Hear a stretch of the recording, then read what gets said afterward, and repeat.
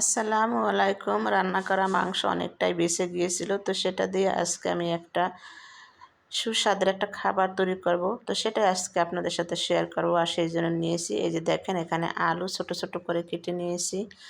আর মাংস রান্না করে খাওয়ার পরে এই যে ছিল, তো সেটা দিয়ে আর একটু হালকা পাতলা সবজি দিয়ে আমি, আর এই যে খুদের চাল নিয়ে আসছিলাম, অনেকগুলা খুদের চাল নিয়ে আসছিলাম। তো খেতে খেতে সবই শেষ হয়ে গেছে, তো এতটুকুই ছিল। তো এটা দিয়ে আজকে আমি একটা খাবার তৈরি করব। আশা করি অনেক মজা হবে, আর আপনাদের কাছেও যদি ভালো লাগে প্লিজ তাহলে দেখতে থাকুন, আমার সঙ্গে থাকুন। তো এখানে অল্প কিছু ডালও আমি ভিজিয়ে রাখছিলাম, তো সেটাও দিয়ে দিব। ডাল কিন্তু আসলে অনেক পুষ্টিকর একটা খাবার, কিন্তু আমার ছেলে একদমই ডাল খেতে চায় না। আর হলো এটা আমার ছেলের জন্যই রান্না, কারণ ও খুব পছন্দ করে, ওর জন্যই কিন্তু এই চালগুলো কিনে নেওয়া হয়। তো আজকে ভাবছি ওকে একটু সবজি দিয়ে খাওয়াবো, কারণ ও একদম সবজি খেতেই চায় না, ওর অভ্যাসটা খুবই খারাপ। তো সেই জন্য আমি এখানে নিয়েছি গাজর, ক্যাপসিকাম, আলু, মটরশুঁটি, তারপর পেঁয়াজকলি, মাংস, আর হইলো ডাল, আর হইলো খুদের চাল। এইটা দিয়ে মূলত আমি আজকে এই খাবারটা তৈরি করব। তো এই খাবারটা কিন্তু আমার ছেলের একদমই পছন্দ, ওর জন্যই আর কি রান্না করা। তো আমার প্রিয় বন্ধুরা, আপনারা সবাই কেমন আছেন সেটা কিন্তু জিজ্ঞেস করতে আসলে আমি ভুলি নাই। তো সবাই কীরকম আছেন অবশ্যই আমাকে কমেন্টে জানাবেন। তো আমার প্রিয় বন্ধুরা, আপনাদের জন্যই কিন্তু মূলত এই ভিডিওগুলো বানানো হয়, কারণ আপনারা কমেন্ট করে এত এত সুন্দর উৎসাহ দেন। তো সেগুলো আমার কাছে না অনেক ভালো লাগে, যার জন্য রান্না করতে আসলে কিন্তু আসলে অনেক ব্যস্ততাই থাকে। তারপর কিন্তু আমি চেষ্টা করি ক্যামেরা অন করে একটু ভিডিও শ্যুট নেওয়ার জন্য, যে আমার কলিজার ভাই বোনদেরকে আমি একটু দেখাই আজকে কি রান্না করি, সেটাই আর কিছুই না। আমি সবসময় রান্না করতে আসলে আসলে আপনাদের সাথে একটু গল্প করি, কারণ আমার ওরকম গল্প করার লোক নেই। এত বড় একটা ফ্ল্যাটে কিন্তু আমি সবসময় একাই থাকি, কারোর সাথে কথাও বলি না। আর বলবোই বা কী করে, বোঝেনি তো, শহরের ফ্ল্যাট বাসার ভিতরে অতটা মানুষ থাকে না, যারা থাকে তারাই।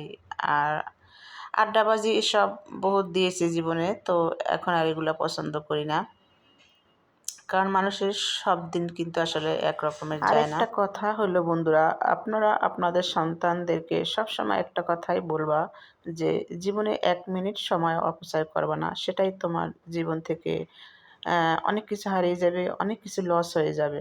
তো আসলে এটা আমরা বুঝি নাই, আমাদের মা বাবারা এরকমের শিক্ষা আমাদেরকে দেয় নাই, কারণ আমরা গ্রামে বড় হয়েছি, হই হুল্লোড় করে বড় হয়েছি, যেটা মন চায় সেটা করছি। তো আসলে তার মাসুল কিন্তু এখন আমাদেরকে দিতে হইতেছে, ঠিক না? তো এটা আমাদের সন্তানদেরকে সবসময় বুঝাইতে হবে। আরেকটা কথা, আপনারা আমার কথা শুনেই কিন্তু বুঝতে পারছেন যে আসলে আমার গলাটা আজকে একদমই ভালো না, কারণ আমি আজকে চা খাই নাই। তো আপনারা তো দেখেন আমি প্রতিদিন রং চা খাই, কিন্তু আজকে রং চা আমি বানাইনি, একদমই সময় ছিল না। সকালে প্রতিদিন সকালে উঠে আমার খেতে হবে, তো আজকে আর কি খাওয়া হয়নি। আজকে রান্না করতে এসে পড়ছি, কারণ আমার ছেলে যেহেতু আজকে একটু বাসায়, তো খাবেও গরম গরম, সেজন্য আর কি লেগে পড়েছি ছেলের জন্য। তো সব বাবা মাই চায় সন্তান কি খাবে কি না খাবে। তাছাড়া আমার ব্যাপারে একটু আবার আলাদা, ভিন্ন রকমের, কারণ আমার ছেলেমেয়ের আমি ছাড়া আর কেউ নেই। তো বন্ধুরা, আমি কিন্তু আপনাদের সাথে একটু কথা বলতে পছন্দ করি, রান্নার রেসিপি আমি কখনো দেই না।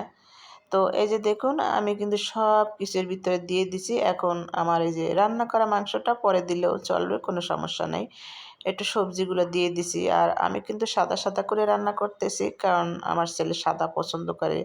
যেহেতু এর ভিতরে আমি ডালও দিয়েছি, তারপরও আমি খিচুড়ি টাইপেরই কিন্তু হতো একটু অন্য রঙিন মশলা দিলে, হলুদ টলুদ, কিন্তু আমি কিন্তু সেটা দেইনি, কারণ ও সাদা করে পছন্দ করে, সেই জন্য। তো আপনারা তো দেখছেনই যে আমি এর ভিতর কিন্তু গরম পানি দিয়েছিলাম, তো গরম পানি দেওয়াতে একদম ঝটপট পানিটা টেনে গেছে। এখন আমি এটা ঢাকনা দিয়ে রেখে দেবো, তারপরে আমি অন্য কাজে যাব। তো এই যে দেখুন আমার টেবিলের অবস্থা কি। আসলে সব কিছুই পরিপাটি করে রাখার চেষ্টা করি, কিন্তু কেন জানি এলোমেলো হয়ে যায়, না জানি আমার জীবনটাই এলোমেলো ছিল ছোটোবেলা থেকেই, সেই জন্যই নাকি বলতে পারি না। এটা একমাত্র আল্লাহ পাকই জানে ভালো করে। আর আমার শরীরটাও তেমন একটা বেশি ভালো থাকে না, একটু অসুস্থ টাইপের হয়, তো সেই জন্য আর কি কাজ করে আগাতে পারি না। আরেকটা বিশেষ কথা হয়েছে, এখন দিন ছোট, যার জন্যই কিন্তু এরকমটা হয়। সব কিছু গুছিয়ে তারপরে রান্নাঘরে আসি, তারপর কীভাবে জানি আবার সব কিছু এলোমেলো হয়ে যায়, আবার রান্না করার পরে আবার সেইগুলা গুছাইতে হয়। তো এই যে দেখেন এই চালগুলা, এই চাল এই মাত্র কয়টা আছে, আর সবগুলোই রান্না করে খাওয়া শেষ। আমার ছেলের একদিন পর পরই আমি এগুলো রান্না করে দিয়েছি। আর এই যে দেখেন হাঁড়ি পাতিল এত পরিমাণে জমে, যা বলার মতো না। আর আমি রান্না করতে আসলে আমার প্রচুর হাঁড়ি পাতিল নেমে যায়। এটা কি সবার বেলায় হয় বোনেরা? আমাকে একটু জানাইবেন এই বিষয়ে। এত হাঁড়ি পাতিল কেন নেমে যায় রান্না করতে আসলে? আসলে যাদের বাবা মা থাকে না, তাদের একটু জীবনটা এলোমেলোই হয়ে থাকে। তো সংসার জীবনে আসলেও দেখেন, আমাদের মেয়েদের যদি মা থাকে সংসারে আসলে, কিন্তু মা যখন আসে একটু হাতের ছোঁয়া লাগায়, তখন কিন্তু সব কিছু গুছ হয়ে যায়। তো আসলে আমার আর কি এর কোনোটাই নেই। তো এখানে আমি সব গুছানোর কাজগুলো করছিলাম রান্নাঘরের, একটু মোছামাছি, আর ফাঁকে ফাঁকে কিন্তু আমি এই এই যে বলেন এটাকে কি বলবো, খুদের ভাত, সেটাও কিন্তু আমি বারবার উল্টে পাল্টে দিচ্ছি। আর মাংসগুলো কিন্তু আমি দিয়ে দিছি অফ ক্যামেরায়, আপনারা খেয়াল করছেন কিনা জানি না।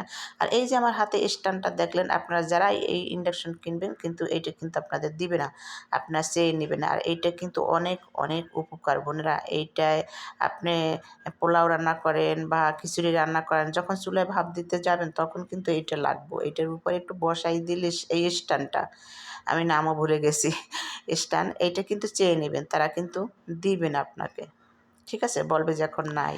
তো আমার কলিজার বোনেরা, আপনারা যারা এই মুহূর্তে আমার ভিডিওটা দেখছেন, প্লিজ একটা লাইক দিয়ে দেখা শুরু করবেন।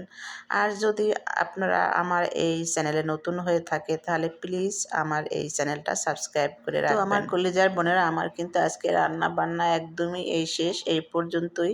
তো আমি হয়েছে এখন এই যে রান্নাঘরটা প্রথমে পরিষ্কার করব, তারপর শেষে আমার টেবিলটা পরিষ্কার করব, তারপরে ঘর মুছবো, তারপরে গোসল করব, তারপরে আবার আপনাদের সাথে আমি ফিরে আসব। তো এত কিছু দেখাইতে গেলে তো আমার ভিডিওটা আসলে অনেক বড় হয়ে যাবে বন্ধুরা। আর আজকে আমার এই ভিডিওটা যদি আপনাদের কাছে একটুকু ভালো লাগে থাকে, তাহলে প্লিজ আমার পাশে থাকবেন, আমাকে একটু ভালোবাসা দিবেন। আপনাদের পাশে থাকার জন্য আমাকে একটু সুযোগ করে দিবেন। তো এই যে দেখুন আমার রান্নাটা কিন্তু অলরেডি হয়ে গেছে, আসলে একদমই বিরিয়ানির মতো হয়ে গেছে কালারটা। তো কি করব বলেন, এটা তো আমার ছেলে ওই হলুদ হলুদ খাবে না, একটু সে সাদা সাদাই খাবে, যার জন্য আর কি রান্নাটা। তো এমনিতে কিন্তু আসলে কীরকম স্বাদ হয়েছে সেটা খেতে গেলেই বুঝতে পারবো। আর এই যে দেখেন বন্ধুরা, আমি কিন্তু আসছি অনেকক্ষণ পরে, আসছি খাওয়া দাওয়ার জন্য এখানে। তো আমি এখানে হচ্ছে সালাদ কেটে নিয়েছি টমেটো দিয়ে। আমার ছেলে খেয়েছে অলরেডি, ওকে খাবার দিয়েই তারপরে আমি অন্য কাজ করছি। তো এই খাবারটা আমার মা সব সময় গ্রামে বসে তৈরি করতো, শুধু একটু পেঁয়াজ কেটে দিত, হালকা একটু তেল দিলে দিত, না দিলে নাই, তো বেশ মজার। আমরা তো এখন শহরে বসে কত কিছুই দিই এর ভিতরে, তারপরেও সেই মায়ের হাতের রান্না আর মতো মজা কি আর হবে? আপনাদের সবাইকে বলছি আমার প্রিয় বন্ধুরা, মা বাবা থাকতে তাদের কষ্টটা বুঝে নেবেন, কারণ মা বাবা ছাড়া কিন্তু জীবনটাই একদম এলোমেলো হয়ে থাকে। যাদের মা বাবা আছে তারা এখনই জীবনটা গুছিয়ে নেন সুন্দর করে, আর যাদের নেই তাদের কথা আর কি বলবো, তাদের তো পোড়া কপাল, তাদের আর বলে কিছু লাভ নেই। তো আমি এখানে খাবার খেতে এসে কিন্তু তারপরে টেবিলটা গুছিয়েছি। আসলে সব কিছু একার হাতে গুছিয়ে রাখা যায় না। সংসারে যদি একটা বড় মেয়ে থাকে, তো সে তো সব কিছু গুছিয়ে নেয়, এরকম একটা হয় ব্যাপার স্যাপার, কিন্তু আমার আসলে ওই ভাগ্যটাও নেই। তো আমার সব কিছু একার হাতে করতে হয়, আর আমি বেশিরভাগই একটু অসুস্থ থাকি, সবসময় ডায়েটের উপরে থাকি। তো আজকে দেখেন মজার খাবারটা পেয়ে আমি, তো বন্ধুরা সবাই ভালো থাকবেন, আল্লাহ হাফেজ।